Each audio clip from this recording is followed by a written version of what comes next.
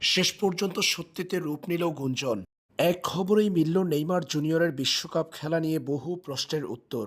চলতি মাস অর্থাৎ মার্চে 2026 সালে ফিফার প্রথম উইন্ডোতে ব্রাজিল খেলবে ইউরোপিয়ান দুই জায়ান্টের বিপক্ষে। ক্রোয়েশিয়া এবং ফ্রান্সের মুখোমুখি হতে দেখা যাবে ব্রাজিলকে। পাঁচবারের বিশ্ব চ্যাম্পিয়নরা এই দুই ম্যাচকে বিশ্বকাপের প্রস্তুতির অংশ হিসেবে নিচ্ছে।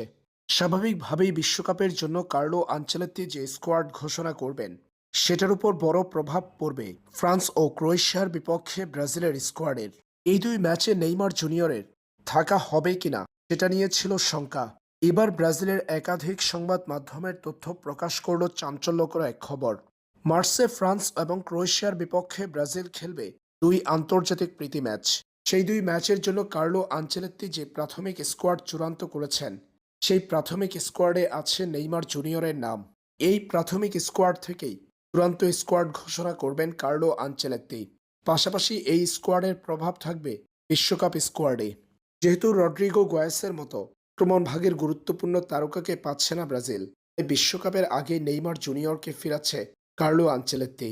এমনটাই জানিয়েছে ব্রাজিলের একাধিক সংবাদ মাধ্যম।